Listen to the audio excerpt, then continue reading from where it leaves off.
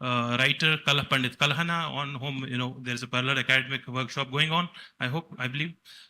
Kalhana, and I quote him, that he says that, this speech of vernacular, it was fit for drunkards. It's very interesting, because he criticizes, at one instance, he criticizes a poet, vernacular poet by name of Lavatta, who wrote in vernacular. He says that this man proved his baseness, his low birth, by his vernacular speech, which was fit for drunkards. He to whom the the language of gods, Akashvani or Divyavani, which was Sanskrit, it was not simply available. So in that context, you see, Sheikh Nuruddin's time was, of course, the time when Sanskrit was at its pinnacle. But at the same time, this was the period of transition, because in 1339, the establishment of Sultanate took place. And it was later on, shifted from Sanskrit to, of course, Sanskrit continued to flourish, but now the thrust was on the Persian. So given these two towering languages which had, greater civilizational backings, how vernacular, that too from a very feeble voice, Sheikhul Alam, it emerges. That is very interesting. Now let's come to the verse of Sheikhul Alam in itself. Sheikh's, first choosing of this language, and the very word Rishi that he chose for himself, because Rishi, as we know, is a Sanskrit word which was first used for the singers of the Vedic or composers of the Vedic hymns. The author of Ramak Siddhant says that, we should respect the rishis of Rome, because they are as learned as our own rishis. That rishi, of course, meant a spiritual person, a learned person, a great person. But at the same time, in Kashmiri, there was a different version of rishi. Rishi was a godly man. They were the class of the legendary rishis who lived in the caves, in the crevices, in the jungles. Now, Sheikh Nuruddin, he took this very title Rishi instead of Sufi, or instead of any other title. This created difficulties even for the later Sohrawardi hagiography writers. They tried to say that Rishi comes from Resh means something. Say Resh means this and that. But the point is that Sheikhul Alam's message has to be situated into that context, the cause of the commoners that he espoused through vernacular. That's very interesting. And I have the privilege of seeing it that Sheikhul Alam's message, to him, the importance should be accorded to man rather than to any other level. To him, all men, women across the world, they are all the children of Adam and Eve. So we all belong to, according to his philosophy, to an extended family, that we call Vasudeva Kutum. That means the whole world is a family. Yes. But at the same time, he says, there is no difference, because his society was caste-basis society. His society was a society of elite on one hand, Kayasthas on another hand, Brahmins on one hand, Kayasthas on another hand, and still lower were the people who used to toil like swapkas, the other concept of ashraf, and there is a concept of ajlaf. The most of the people who used to be cultivators, they were called, this vocation of cultivation or this vocation of agriculture. Kalhana says that this, or not Kalhana, but precisely this is Shrivar saying that this is the vocation which is reserved for thieves. Very interesting, right, because it was not the intellectual. So the man who comes from the agrarian class, he speaks in his Adam Sonai Molu, and with him is the great Eve. Adkad Doom Tratsolu, Kolas Ham Kol Kahdi Pam. And where from this sweeper, where from this swapka, where from this untouchable comes, nobody knows. And we have belonged to the same human stock. How can one child the other? This is precisely, where Sheikh Nuruddin's poetry becomes, it's not confined only to Kashmir. It goes, it becomes very universal. Thank you. Very well explained, sir. As we've just discussed about that, this is nothing but democratization of religion. And sir, over to you. Professor Chellaperumal, sir. We have, as sir has very well explained, that earlier it was the monopoly of a handful of people, or maybe their exclusive rights. And with these two rishis, or as we may call it, the spiritual gurus, whether it is Nund or whether it's Ramanujichar, how do you presume or how do you see that the exclusiveness of the religion was taken away? Number one. Secondly, sir, what was the role of the Bhakti movement in all of this scenario? And this shift of God and this democratization, and this ideology of spirituality. How do you foresee the both ideologies of Ramanujacharya and Nund coming together? Yeah, it is Ramanujacharya and Rishi but much, as you rightly pointed out, to democratize religion.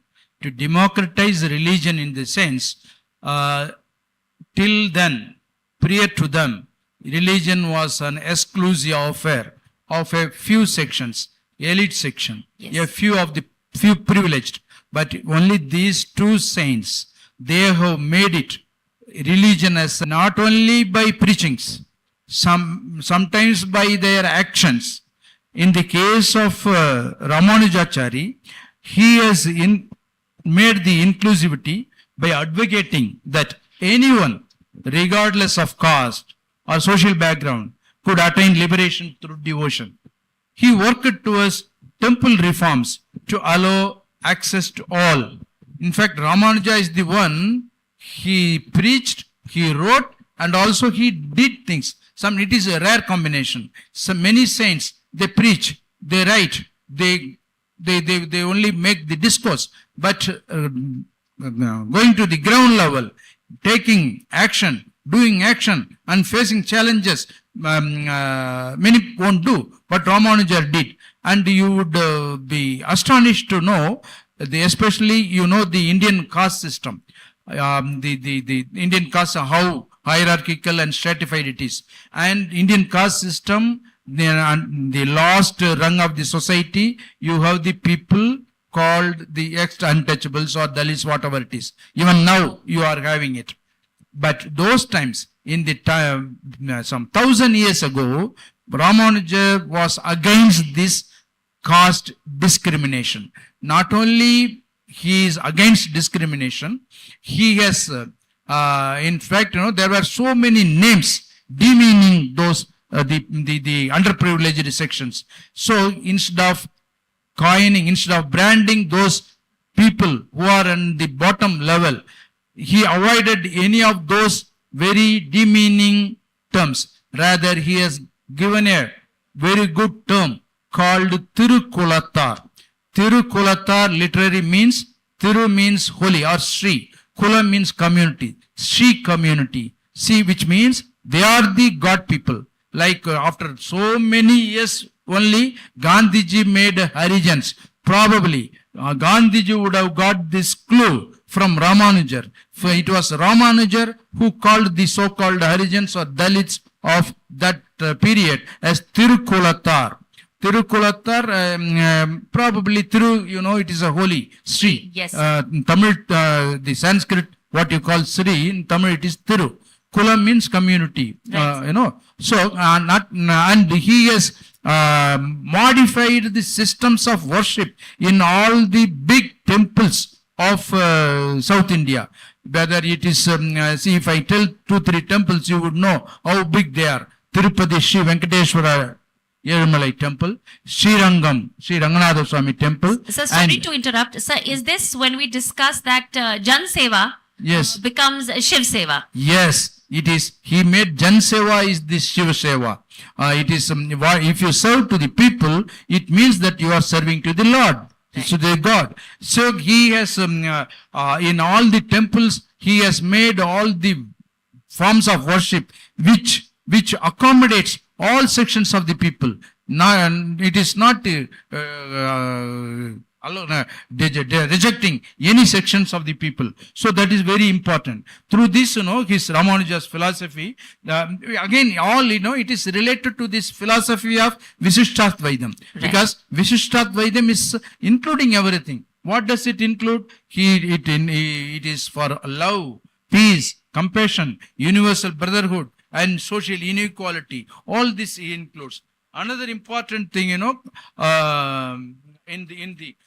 both in the Kanchipuram, Sriperumbudur, Tirupati, Srirangam, and sometimes he has extended his services to the Karnataka region also, Melkota region. There also he has Not only, there were already big temples. Those big temples were not in proper condition. It was not the people, it was not it was not reflecting the people's aspirations and wishes. So he made the how to worship, and it is still being followed. It by which only the people have the opportunity of going to the temple, worshipping and all. You see how many lakhs of people every day worship in Tirupati Sri Venkateshwara temple. Is there any caste, creed, any distinction? Right. See, it is because of Ramanujar's influence. He has opened the door. In fact, much later only the recent social reformers, the temple entry movement and all, we think that as if it is a recent thing. No. For everything, it was Ramanujar who had already made the foundations for that thing. And that way, he has made the Shivasana, Shivaseva is nothing but God's Jal Seva. Yeah, thank you so much, sir. Thank you so much, sir. Sir, over to you, Professor Sajad. Sir, how central was peace and shared humanity and brotherhood central to the theme of Kashmiriyat as proposed by the Nund Rishi?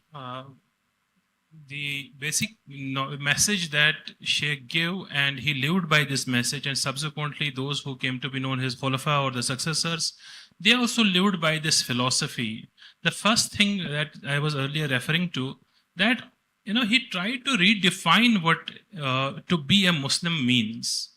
To be a Muslim, according to Sheikh, does not mean one who only practices his religion, but one who shares with the people, who cares for the people, who actually is the source of benefit for the people.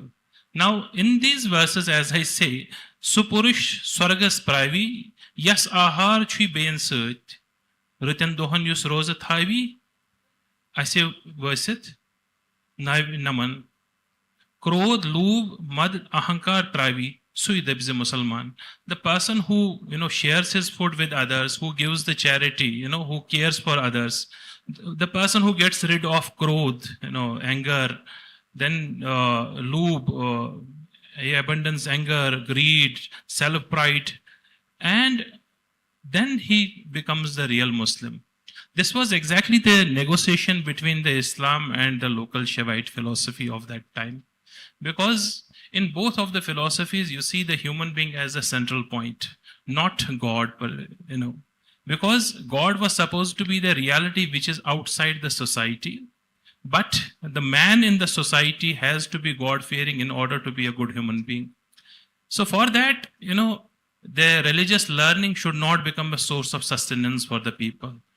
Because once you live by the religious philosophies, or you make it a source of earning, then it divides people between we and they, between me and you. This me and you, this we and they, this black and white, this insider and outsider, these labels, these questions, one has to get rid of them. As Sheikh's message clearly states, his sharpest barbs were traded against, the religious class whom he, pejoratively calls mullah or mullah. So mullah actually means a learned one, but the way he has, used it, it gives a sense of contempt, a sense of contemptuousness that these people have learned the religion and religious scriptures only for their belly's sake. They have not learned, they have not attained the gyan, so that the people could feel at home, they could feel some spiritual solace, and they could connect with in the brotherhood of man and the fatherhood of God. These were some basic ideas which are related to, Sheikh Nuruddin or Nund Rishi. And moreover, he addressed that constituency which was unheard that time. Nobody would care to, take rural folks into, account, because the courts were located at the center, they were located at the city. Therefore, the peasantry or the agrarian classes, they lived far away from the reach of the corridors of power, religion, and resource. And it was Sheikh who espoused their cause. And I have argued somewhere that this moment was precisely an agrarian moment. If you see the Sheikh's own poem, Gangul Nama, that speaks one who sows and surely she shall reap. And this is how where the question of a peasant comes in rather than the question of a Hindu, Muslim, Buddha. This is not the this is not the trajectory that the Rishi movement was about. And moreover, the negotiation between the elite philosophies and negotiation between elite philosophies and the vernacular kind of understanding of religion, that is very much visible in the Rishi's way of living, because to them, simple living, high thinking, work is worship. These were the virtues that we are actually, that this is what Abir Bazaz, argues, that this was the religion of Sahaj. Sahaj means where you tolerate each one, where you, and one of the names of Nundrishi is also Sajanand. Our Pandit brethren, they often remember him as Sajanand, the man who cares for everyone. Therefore, he becomes the symbol of Kashmiri's identity. It is cultural ethos, it is shared spirituality, shared values, and moreover, the human values that he espouses. Thank you. Very, very well put, sir. Sir, one last question for you, sir. Since both the spiritual gurus defamed by Gotri, and today, as we see that times are changing, the concept of spirituality and religion is differing, how can we draw a parallel or maybe a similarity between both the spiritual gurus, Ramanujacharya and Rishi Nund? And how can the teachings of both be functional for us today in terms of Sufism or in terms of Hinduism?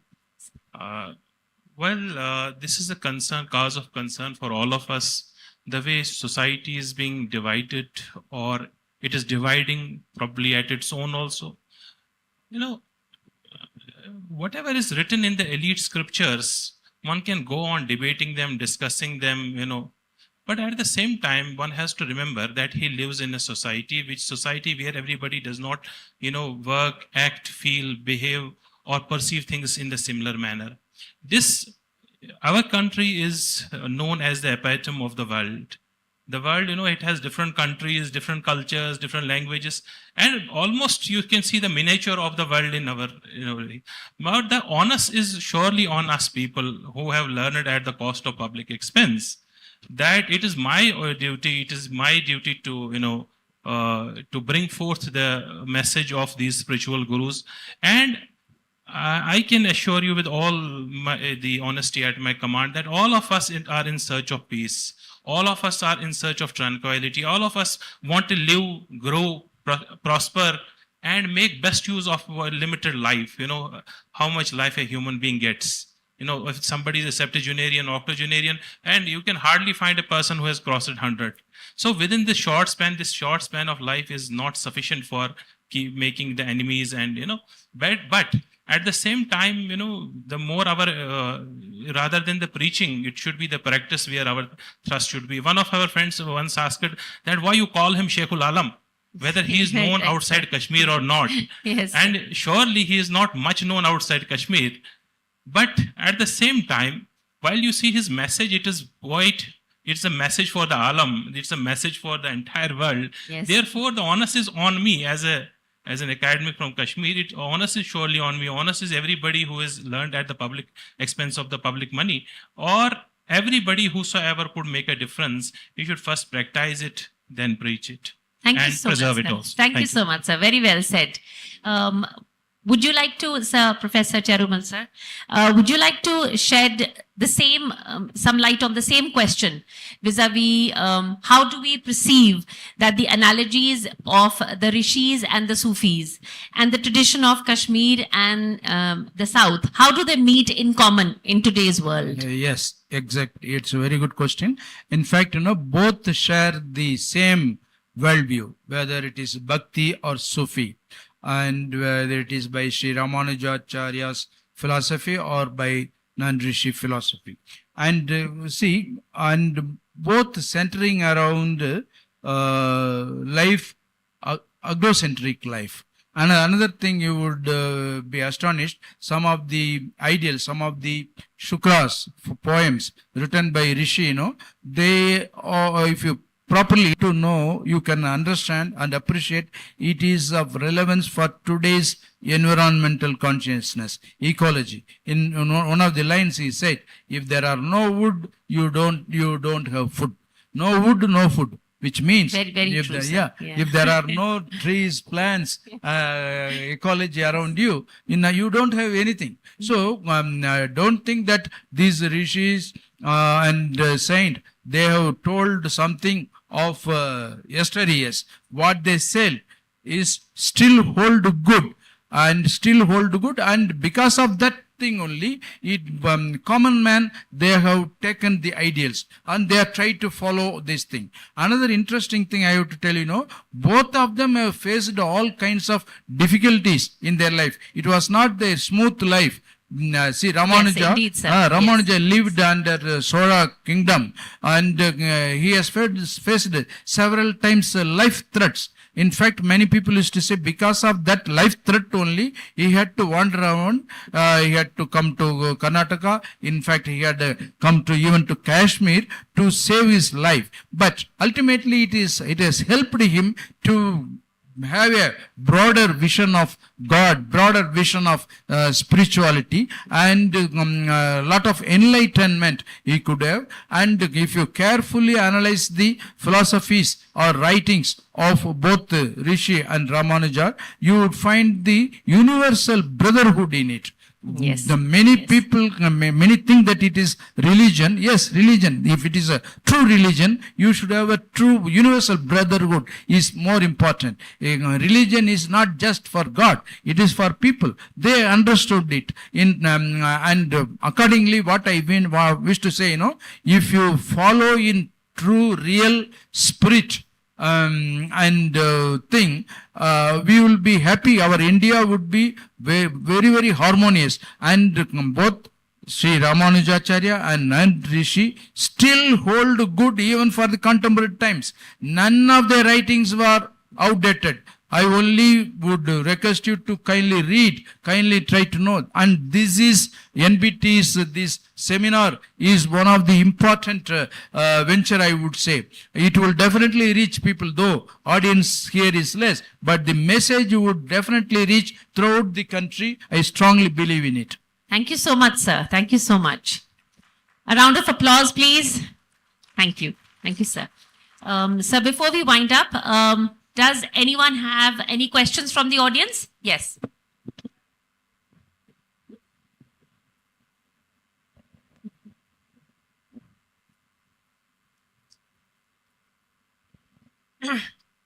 Sir, myself, Dr. Sajad Barwani, I am the alumni of SKICC Kashmir. I want to add some words, some gyan to your discussion. Actually, I have studied in Ujjain, where the Mahakaleshwar link is there, and I have been very much keen to उसको बोलते हैं ना कि रुचि होना चाहिए.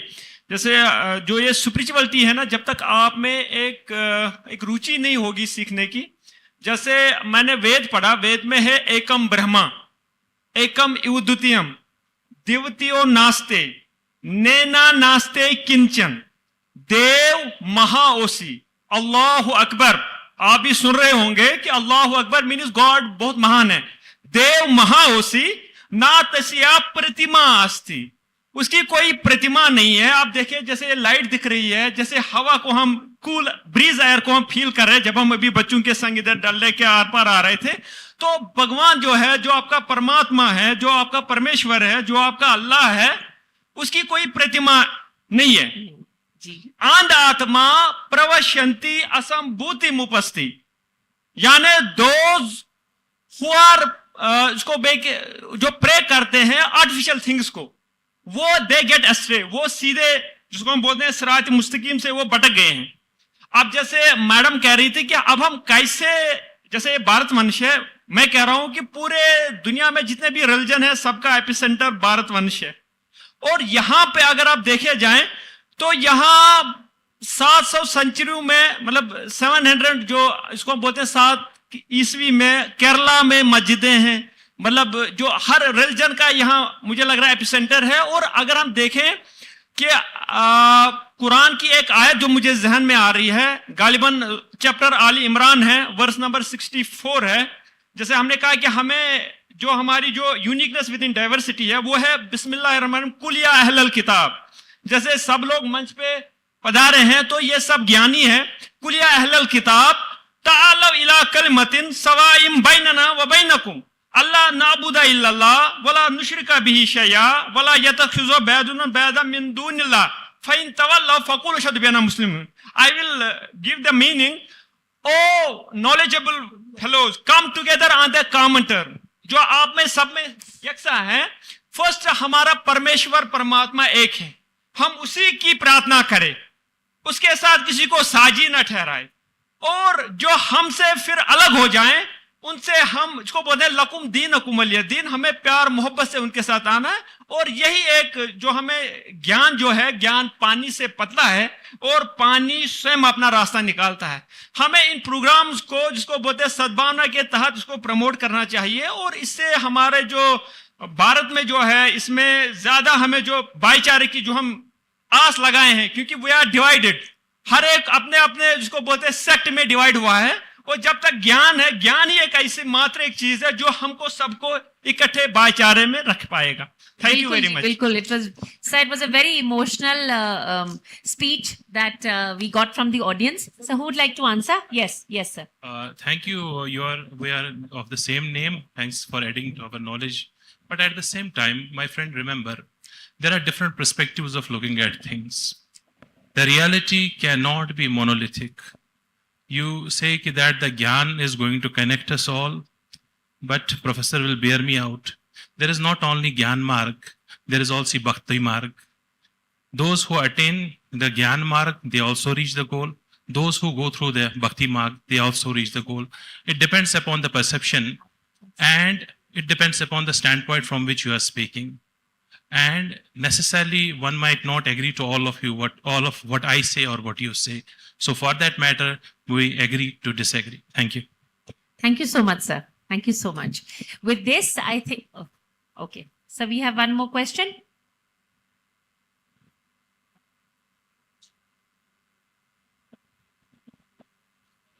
Good afternoon, sir. Very delighted to have your great self on the dais. Harmony through spirituality. In today's world, everywhere, whether it's India, US, Germany, throughout India, we are seeing and feeling there is absolute chaos and confusions. Wars are going on, economic distress is there, deaths are happening. But when we look 2, 3, 4, 500 back, at least there was the advancement of spirituality much higher as compared to the present day. It can be analyzed just when I was in the other tent, there is a music program going on, and that's a jam-packed. The tent is jam-packed. While as this very, very important program, there's a very thin attendance. My question to you is, the persons who were given the job, I could say, by the God to promote the concept of spirituality, has it gone down? Thank you. Thank you very much. Professor, who would like to answer? Sir? Chairman, sir, okay. Thank you. Indeed, I agree that, today's world is mostly driven by market. It is driven by our market relations. It is driven by the profit and, what is known as the profit and loss civilization. The Sufis, for that matter, or Bhaktis for that matter, they understood that if I go on peddling the Gyan in the academic way, nobody is going to come my way. Therefore, they adopted the same thing, music. If there was a person who would sing the Khosrow's Qawwali and you and me understand it, or a Kashmiri, our own legendary Sufi poets, if you sing their kalam, try to understand it. Of course, you can pull the crowd, but how many will get the real essence of it? God only knows. But nevertheless, it will surely pull the crowd.